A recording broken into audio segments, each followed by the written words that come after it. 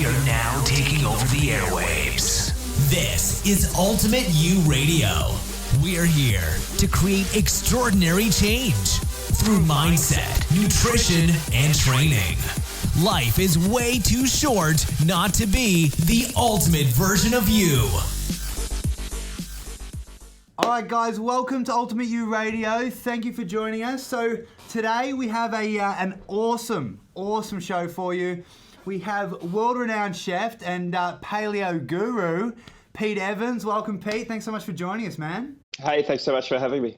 Really appreciate it, dude. We know that the whole UI community's been super pumped about it. They've been asking me questions all week, so we can't wait to get some cool knowledge out to them. Awesome, let's go. Awesome, man. So, look, where did it all start for you? Where did your passion come from, to get into the cooking space and health space? Really, the cooking adventure or the cooking journey was to learn a life skill at its core, basically. Yeah. I left high school and I looked at all the trades that were available. Mechanic, hairdresser, builder, electrician, for instance, and the one that resonated with me the most that I thought would benefit me for the rest of my life, and the one that made perfect sense was to learn how to cook. Yeah. Because it's something that each and every one of us should have as a basic life skill. Yeah. And unfortunately at school they don't teach you the basics of how to cook. And that's one of our goals over the next decade or two, is to implement a basic nutritious cooking into hopefully primary schools and high schools. Yeah. So that kids, when they leave at the age of 15 or 16 or 17, maybe have 10 or 12 dishes that they can do blindfolded, that are nutrient dense, that actually can support them through and budget friendly, that can support them through the rest of their life, and give them the base knowledge so that they've got confidence, so that they can expand their repertoire. Definitely. So important. I mean, I think that's one of the biggest reasons why, we see so many kids getting overweight, huge health issues, not only because they're eating crap all the time, junk all the time, but they don't know anything else. They don't know how to delve into healthy cooking, healthy living. Well, I think you take it a step further and you realise that the parents don't know how to cook. Yeah, a lot of parents, and I wouldn't say it's their fault. It's just that in Australia, it's a skill that has been lost. Because both parents are now working.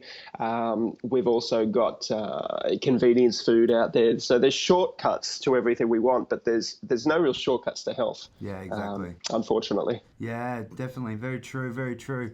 So, Pete, who are some of your role models and mentors that have helped you get to where you are today? It could be anything, basically. Yeah.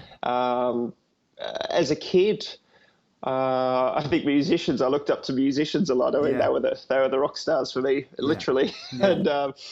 And I looked at them for stepping outside of the box, basically, and being unique. Recently, I did a course with my partner, Nicola Robinson, with IIN, the Institute for Integrative Nutrition. Yeah. A beautiful course. It's a wonderful introductory course for anyone wanting to delve into the world of health. And the founder there, a fellow called Joshua Rosenthal, who's a dear friend of mine now, he talks about fitting out. And I think that it's a profound way of looking at life, is to be your unique self. You don't want to be like everybody else. I'm not saying that there's no greatness in being like someone else, but I think our real purpose on this planet is to discover who our unique self is, and not something that we've inherited from our parents, their beliefs, their fears, or our cultural conditioning. It's actually to discover what we're here for. So I think the greatest inspiration you can have is yourself. First and foremost. I mean, that might sound a little bit self-indulged, but really you need to look to yourself to work out your own answers. And then, of course, the world is full of inspiring people. You don't have to look too far. And I try to radiate towards these type of people as well in my life. So the ones that I seek out people that can help me on my journey as well. Yeah, most definitely. Most definitely. That's awesome, man. Is there anyone in the health space that's really standing out for you at the moment, whether it's food or training or, mindset, personal development, that you think, wow, they're really making an impact? Well, I think a lot of people speak the same language, and there's definitely people that have got a larger platform to speak from. Yeah. I guess I'm fortunate in that way, and possibly unfortunate as well, because I have that. I guess I have that platform or that reach to reach a lot of people through the TV shows that I do, which a lot of people don't think that's warranted, because I haven't been to university for 6 years or anything like that, or got the letters after my name. But at the end of the day, the information that we're spreading, it does come from people with the letters after their name and have been to university and spent their life studying this. For example, Nora Gagaudis is a wonderful example, and a dear friend who wrote the book Primal Body, Primal Mind. Yeah, great book. She spent the last 20, 30 years researching all of this and put it into a wonderful book. And I urge everybody to read it. And then I get the opportunity to take that information, put it into recipes and put it out there. And I always encourage people to go back to the source of where I found that information, to read it and to further their education. Other people that inspire me are people like Dr. Natasha McBride, who wrote The GAPS Diet. We've got Donna Gates, who wrote The Body Ecology Diet.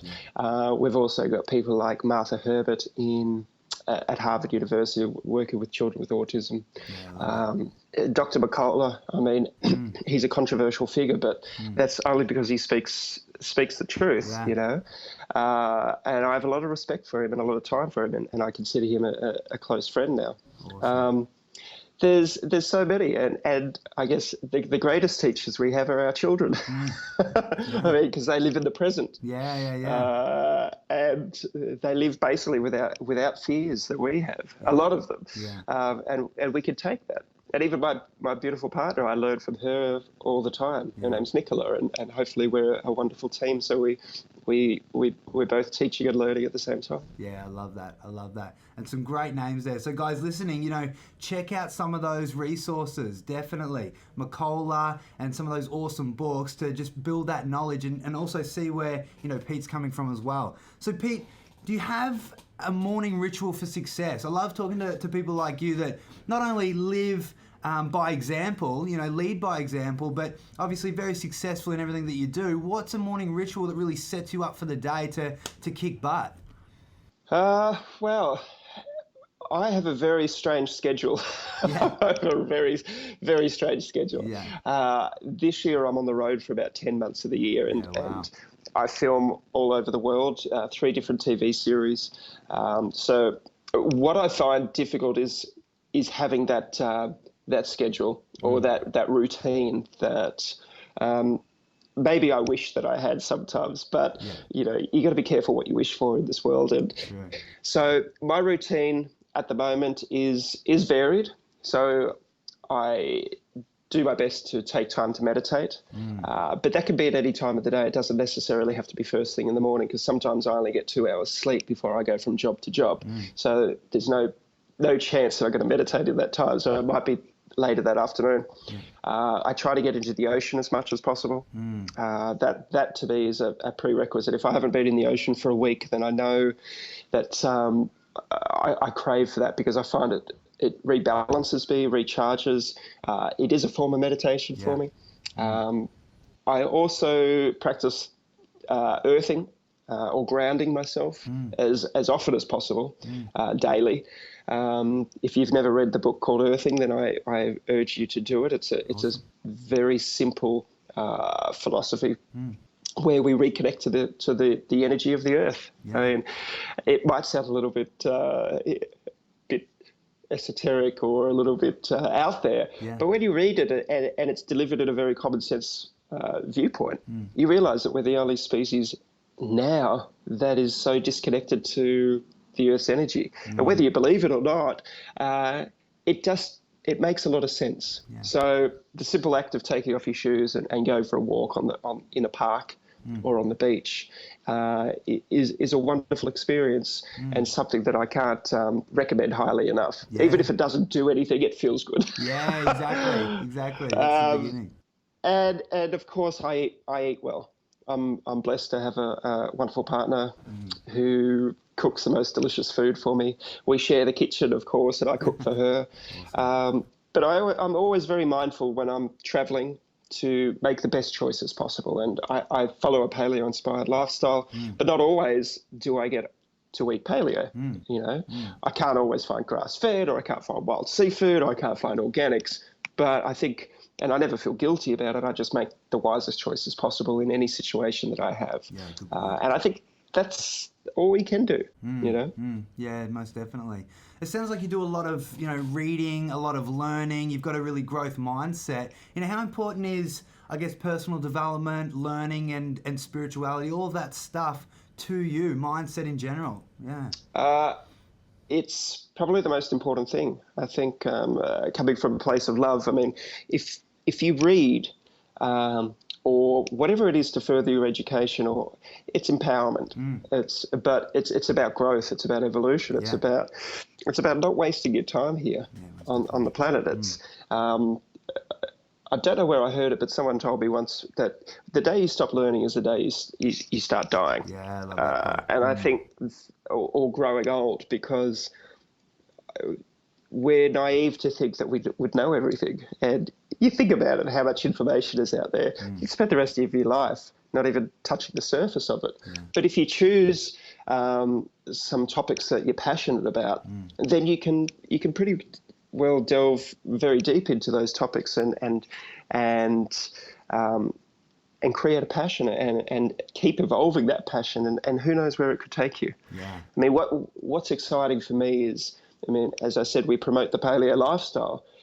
For me, the biggest, I guess, the joy that I get out of that is not so much people rediscovering their health, but it's about people rediscovering their goals and their dreams and their passions, and realizing that now, once they've got the diet side sorted and they've got the energy back, it's like, okay, what is it that I want to do with my life? Because when people are in a state of disease or lethargy, or they couldn't be stuffed getting out of bed in the morning, or they're just suffering, they're not thinking about what were my dreams, what do I want to achieve, because they're trying to deal with the current situation, which is ill health possibly. Yeah. So I get excited about these people that email me, and they're in their 60s or 70s, and they go, I feel the best I've ever felt in my life now. Yeah. And I'm about to start doing music, or studying music, or doing a language, or volunteering, or this type of thing. And could you imagine if the world all felt good, and if they could put their dreams and turn them into realities? I mean, that's what excites me, and I think we're going to see a lot more people helping others in the future, because they can. Yeah, I can't wait to delve into that with you in a minute. And I love the fact that you do talk about that. It's not only about the physical change, but it's about the mental, emotional, and creating a compelling future for everyone. I just really love that about what you're doing. It's awesome, man. So tell me, you've come from a cooking background. You've done all sorts of stuff. You've won World's Best Pizza, which is awesome. I'm sure on our cheat days we all love to delve into the World's Best Pizza. But how did you go from that to pretty much leading a health movement in Australia? I mean, it's a pretty incredible story. How did that take place, that switch? Well, I wouldn't say that I'm leading a health movement. That I think there's a lot of people out there that are banging the same drum and speaking the same language. And so I think we're all in this together, and I'm happy to be a part of it. I don't know how large a part or how small a part, but I definitely know that we're reaching a lot of people, which is great. We're getting a healthy debate happening, and I think that is important for us to be able to talk about food as medicine, and the positives or negatives, and the media that's still catching on, but they're actually doing the work for us and spreading the word even further. So I'm happy with that. Now, I've had a very long journey. I mean, I'm 42 next month, and I'm not even halfway there, I hope. But I've always been interested in health and nutrition ever since I can remember. And I also became a chef at the same time, and I was going to go in two different directions. I actually thought I was going to become a chiropractor and open up health retreats and stuff when I was 18. Yeah. But I thought I'll just finish my apprenticeship and see where that takes me as well. And then one thing led to another, and I opened a restaurant with my brother and some dear friends. And from that, the chefing side took over, and I realised that I had a passion for cooking. So let's put all the eggs in one basket and do this. And I managed to, I guess, create a successful business and have a lot of fun of becoming a well-known chef. Yeah. And it wasn't until about 4 to 5 years ago that I wanted to know what the next part of my journey was. You know, I felt like I'd achieved what I wanted to achieve in the restaurant industry, as a celebrity chef, if you wanted to call it. Yeah. And I've always been passionate about health and nutrition. I remember as a 19-year-old doing an Anthony Robbins course, walking along Coles, setting intentions, getting rid of fears. Yeah. And back then he encouraged a Fit for Life diet from the Diamonds, which was about food combining and pretty much a vegan lifestyle. So I delved into that for about 4 years, and I felt great for a little while. Then my health deteriorated after a period of time, and so I got a bit disillusioned about the whole eating for health movement. And it wasn't until Nicola, my partner, was reading Nora's book, Primal Body, Primal Mind, and she passed it to me and said, "You should read this." And I thought, all right, I'll digest it. Yeah. And when I was reading it, certain things started to resonate with me. I went, you know what, this actually makes a lot of sense. Let's try this out. So we tried it out on ourselves, and I was like, wow, this actually works. You know, I lost a chin in about four weeks' time, and my abs started pop. I could see it again. I was like, oh, this is interesting. Yeah. And then I studied it for about a year, and then we did another year-long course, and I realised that there wasn't really any negatives about the paleo lifestyle if it was delivered in the right context. You know, small amount of meat, loads of vegetables. You have to include fermented foods, and you have to include bone broths. You know, and this was what a lot of different people were saying in the health space, but they weren't also not necessarily calling it paleo. For instance, if you look at Frank Lipman's new book, he's a doctor in New York.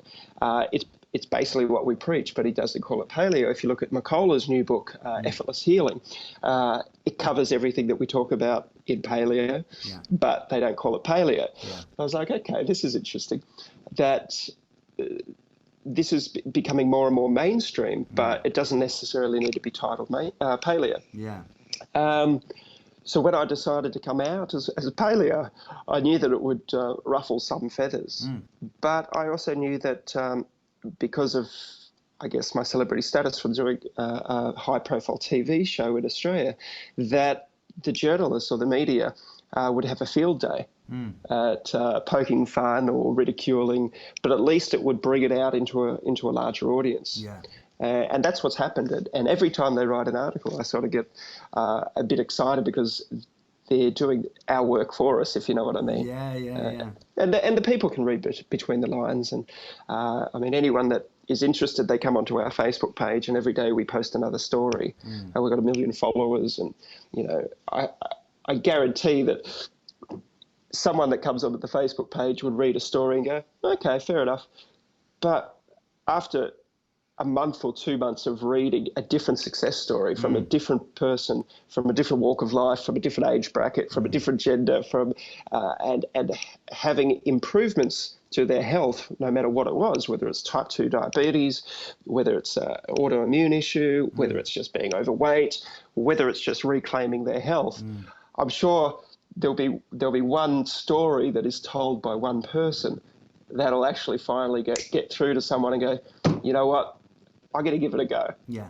And, you know, I've always said if I can influence just one person to change their life for the better, then I know it's all been worth it. Yeah, so true. I think that's so important to remember. You know, you can always be skeptical about things, and that's cool. But, you know, if you're not happy with where you're currently at, if you're not getting the results with your body, your mood, your health, you're unhappy, you know, what is the harm in trying it and seeing if it works. And then when you do get the results, you know, move on from there. Or if you don't, fine, that's cool as well. But at least you've had a crack, you've tried it, and you can start to see some change. The worst thing is seeing people do the same thing over and over again, expecting a different result and just living with that pain of staying the same. And it's a killer.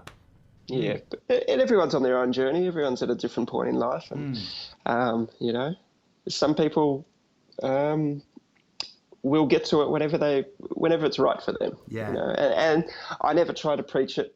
I never preach it. I very rarely do interviews in mainstream media because it's not my cup of tea, so to speak. Yeah. But I'm happy to talk with wellness bloggers or health magazines or these type of things to let them reach their audience, so to speak. But yeah, it's interesting. Yeah, most definitely. So, I mean, you've done some incredible stuff. Like the Paleo way, it's definitely taking off. Like you said, it's started debate. There's no doubt about it. You know, the people that are with it and not with it as well. But in a nutshell, give us a bit of an idea of what Paleo actually does to people, the changes that you've seen. Sure. Paleo at its essence is basically taking out any foods that can cause inflammation to our bodies. The most common forms of that these days especially is dairy, legumes and grains. If you've got autoimmune issues, then you might want to take it a step further and consider taking out nightshades, eggs and nuts for a period of time. So what's left? Well, an abundance of fibrous vegetables. We always promote the above ground ones as your main source, and then of course you've got below ground ones as well, and you could choose to put them in. But I wouldn't say eat 5 kilos of sweet potatoes in a day, for instance. You know, have a multitude of vegetables, whether they're cooked, raw, fermented. Small amounts or moderate amounts of animal protein from well-sourced farmers or fishermen, so wild-caught seafood or humanely raised animals that have had a natural diet. And then increasing your fat intake, and that can come from the form of fruits such as olives and avocados. It can come from nuts and seeds if you can tolerate them, or eggs if you can tolerate them, or animal fat. You know, there's nothing better than pasture-raised pork belly, for instance. I try to eat it once a week. But also the fattier cuts of meat, so which are usually the cheaper. And then if you want to take it a step further, which I always encourage people to do, is to increase their offal intake. And I'm not saying eat offal at every meal, but you know, maybe once a week, throw some chicken liver into your bolognese mix or make a pate for dips or something like that, and start experimenting with nose to tail eating. I think that is the essence of paleo. There's no calorie counting, there's no numbers, there's nothing. There's I always say a palm-sized amount of meat, loads of vegetables, include some fermented vegetables and bone broth into your daily intake, and good quality fats, and see how you go. Yeah, most definitely. And why do you think, you know, what I sort of find a little bit amusing sometimes is, you know, this is the way that our grandparents ate and their grandparents ate, and generations and generations ate just like this. So it's not anything weird, new, or too exotic. You know, it's whole foods, clean foods. Why do you think people have such a negative viewpoint of healthy eating, clean eating? I definitely think the first reason that people find this a little bit strange is because they're not informed. Correct. It's as simple as that. I think if they read a book like Nora's or a good paleo book, then it'll make sense to them. You know. And they could explain it a lot more eloquently than I can with all the science behind it. You know, that's not my expertise. My job is to turn them into fantastic meals. I think that's probably the first step for anyone to take it on board as something that they might want to consider, is to understand why.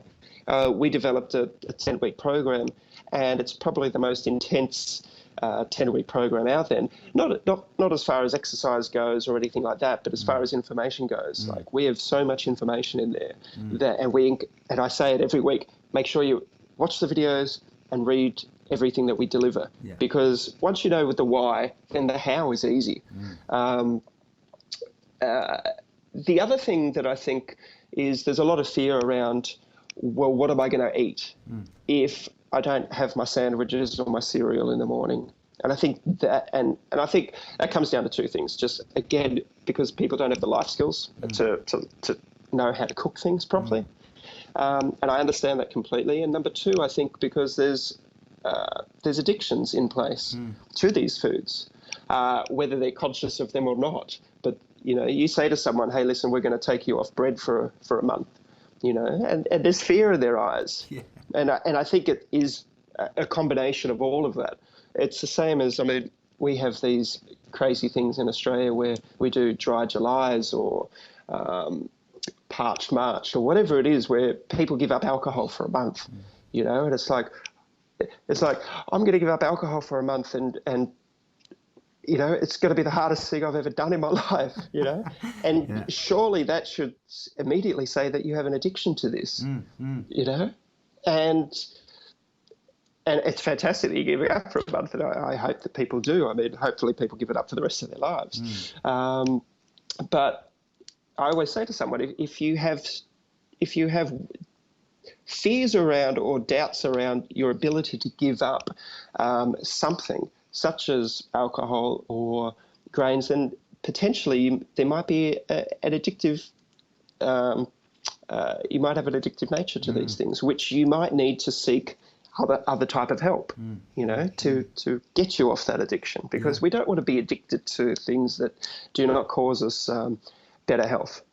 Very true. Very true. Yeah, I believe it 100%. And I think one of the most amazing things about, I guess, switching up your nutrition, really starting to focus on nutrient-dense food, is not only the physical change. As you said, you lost a chin, abs are out, and that's incredible. And I love seeing that take place in people in our community as well. But I always say to my guys in the UI community, it's about the mental shift that takes place, that emotional stability, having your moods in control. Is there any stories that you've seen with, all the people that you work with where their mindset, attitudes, emotional stability is just completely transformed due to, how they're eating and their food?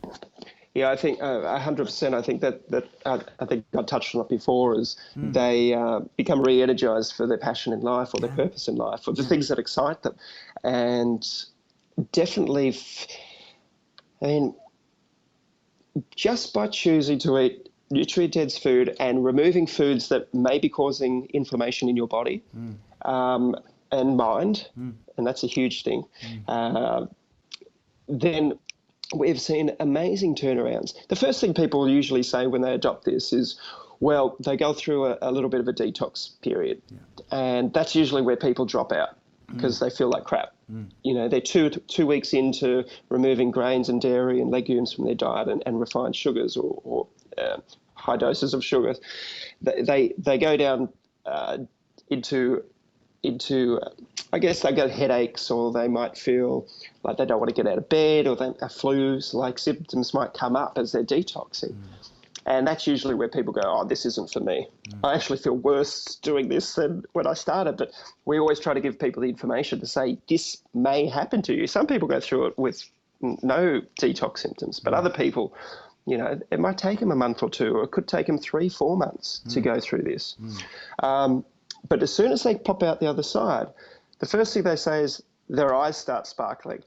They want to jump out of bed of the morning because they wake up at 5:30 or 6 without the alarm, and they're like, okay, I'm ready to go. Because and they talk about the brain fog lifting. So they're mentally alert. And this happens with everybody once they go through that period. And it's amazing. For me, that excites me more than the weight loss, because it's really like being unplugged from the matrix, so to speak. Yes. Which pills you want to take, and people feel bloody good. And they're like, I had no idea that this is normal. We're so used to in our society thinking that normal is taking pills for headaches, being tired, being grumpy, having whatever it may be. Whereas that is not normal. That is that should be a sign that something's out of balance in your life. Yes. Whereas when people start to feel alert and energized, that is normal. And people just find it like, whoa, and we're like, yeah, that's actually how you're meant to feel. Yeah. And then they can delve into it. And I'm not a gym junkie myself. I would much prefer to go for a surf or to ride my push bike with my kids or do something that resonates with me. And I've got no problem with people that go to the gym. I think if that spins your wheels, then go for it. However, we try to promote that once you eat well, you'll have the energy to do the things that you love to do. And if that's, my mum goes line dancing and she does yoga. My partner does yoga and she paints and she's learning instruments at the moment, musical instruments. And I always encourage people, instead of a routine that may happen at a gym that you don't feel comfortable about doing, just go for a walk or find the things that you love to do. Yeah. It could be swimming in the ocean pools. It could be walking the dog. It could be volunteering down at the hospital, whatever it may be. Yeah. As long as you're moving your body, I think, I know, you're doing something that's good for you. Exactly. Yeah. Yeah, very true, very true. And if you want to sculpt your body, then go for it. Of course. But yeah, you're so right. I mean, it is about feeling incredible and what that does for you, giving you the confidence to do whatever makes you happy. And I think, that's the complete backstory of what I do, and I know what you do as well. It's about following your passion and living your dreams. Whatever that is for you, then rock on and go for that. But I truly believe that the biggest shift is definitely that, the way that the food makes you feel, think, and that clarity. I love how you said removing the fog, because so many people, come in and see us and that's their thing. They can't think properly. They can't see past, the negativity in their lives. And it's incredible what the food does. It just changes that. Yeah. And I think you need to have the intent as well, or the belief system in place that this is what you want. Yeah. As well. And I touched on it before with addictions, and I think there's also a part of us that some of us might need external help to achieve our goals or to remove negative self-beliefs. Yeah. We all have them in one form or another, limiting beliefs about who we are. And I always encourage people to find somebody that can help remove these hurdles that some of us have put in place for ourselves. And now that can come in the form of many, many different things. It could take the form of practicing yoga and being mindful. It could be practicing meditation. You might work with a kinesiologist, for instance, that is trained in helping you remove negative self-beliefs and empowering you with new positive ones. It could be using affirmations. It could be a whole host of different modalities or therapies. But I'd always say that it's never weak to look for external help to set your goals if that's what you need. Yeah, most definitely. Like you said, it is that awareness factor. If you don't know something, I've always believed that, ask for help. You find strength in vulnerability, so don't be afraid to ask questions. Find mentors, find people that can serve you to shift you to the next level. Yeah. And as soon as you set that intention that you want help, usually the person that will enter your life in one way, shape or another. Yeah, very true, very true. So, man, I truly believe that, anything of value or anything with, massive purpose behind it is definitely worth fighting for. And, one thing that I really respect you for doing is, just standing up for what you believe in. And I think that I speak on behalf of the whole UI community when I say that, what you've done with... there's been a bit of a backlash and you've got a lot of support as well, but you've really just stood up for your beliefs and you're leading by example, and I truly love that about what you're doing. How do you handle, I guess, some of that negativity and some of the backlash and standing up for what you believe in the face of that? Well, I knew it was coming, and I had the intent. That it was coming. I made the decision a few years ago that we wanted to push this into mainstream. I probably should have had the intent that I wanted to push it into mainstream with no negative backlash, but I didn't. But I also know that it's playing out exactly as it's meant to be playing out. Yeah. I I have my hand on my heart, and I know that it's exactly as it's meant to be. The total backlash, the total sensationalist headlines, the misquoting of what I say, and then that gets turned into something which gets reported and turned into something. It's part of the journey for me as well. You know, I'm learning a lot about myself through this, and I taught my girls. I've got two beautiful daughters, and I teach them how to surf, and I tell this story that I was taught them, as a surfer, there'll always come a time in your life where you have to jump off the rocks to get into the ocean, because it's the easiest way to get out there sometimes, but it's also the most frightening because you've got waves coming at you as you're standing on, you know, sharp, jagged rocks. And I took my girls out, it was probably 6 months ago. I said, I'm going to teach you how to jump off the rocks as the waves are coming. And at the time, they were 8 and 9 years old. And as soon as the first wave come, they both instinctively turned around to run away. And I said, no, stop. I said, this is where you'll get hurt. You can't run from a problem that's coming for you. I said, what you need to do is stand strong, you know, get into a great position where you can basically anchor yourself to the point. I said, the waves are going to come and then they're going to go. But if you can stand firm, then you're not going to get knocked off your place. I said, you're not going to hurt yourself. I said, and then when the wave retreats, then you move forward a little bit more and wait for the next wave to come, plant your feet firm, don't run away, and stand tall. And until you'll get to the edge where you can jump in, and then you're surfing. And that's a philosophy I have, is that the waves of negativity are going to come and the waves of positivity are going to come as well. But you can't run from the negative. You just have to stand firm and believe in yourself that you're going to be safe, and they'll wash away, and then move forward doing what you're doing. And then there might be another wave come and you just plant your feet, and, you know, you probably notice that I don't fight, or I don't react to it. Sometimes I point out something quite stupid that someone might have said, because it makes no sense. But generally I just let it go, because we speak the truth and we know the truth, and the truth will always prevail. It will, you know. It's only, and so many people, put it this way, if I didn't have thousands upon thousands of people doing our course and writing in each and every day with their success stories, then I'd think something was wrong. But because I get that on a daily basis, and so many people are just, wow, you know, this has changed our lives. And I was at a farmer's market on the weekend, and we were filming for something that is going to be on air in about 4 weeks. We've actually got a very high-profile journalist in Australia doing our 10-week program, and he's halfway through it at the moment. And I mean, the changes in him already. I mean, he's lost 2 belt buckles, and he goes, "This is the best food I've ever eaten." But when we're at the markets, where I had 5 or 6 different people that I've never met before come up to us and just say, "Thank you." You know, my life has changed. And I go, well, you don't have to thank me. I said, I thank you that you had the trust. But it wasn't anything to do with me. It was actually you having the belief in yourself that you needed to change.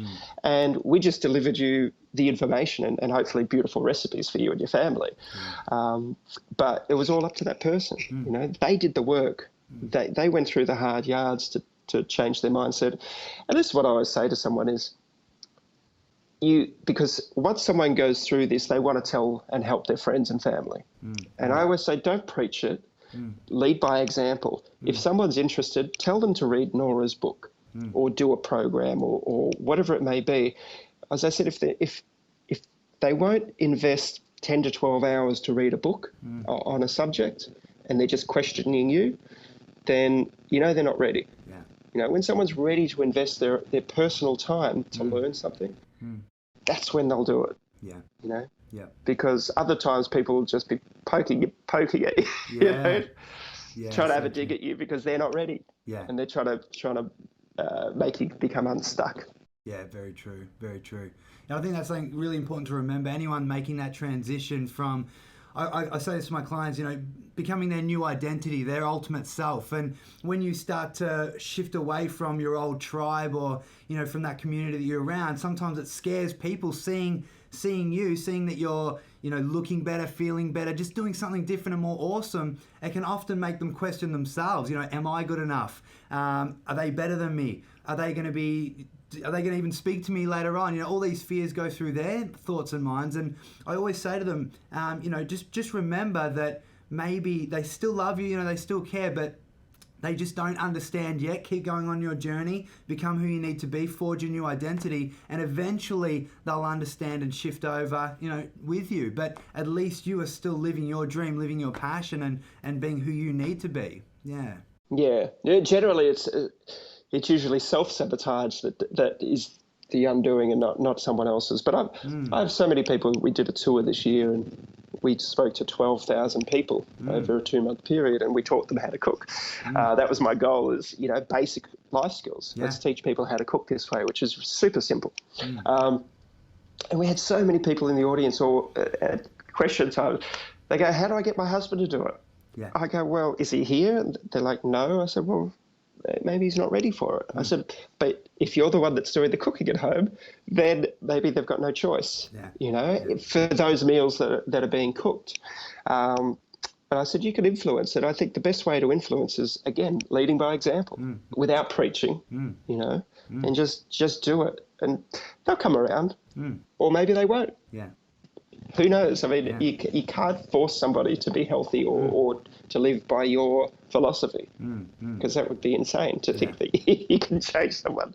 Yeah, exactly right. And like you said, hard. maybe they will, maybe they won't. But at the end of the day, really, who cares as long as you are comfortable with yourself and feeling incredible? Yeah, and a lot of times when people do change themselves, there is the fear in their partner or their closest friends or their family members. As you said, they're fearful of, well, if they do it, that means maybe I have to step up to the plate. And sometimes relationships end because of this, but new ones form that serve your journey better.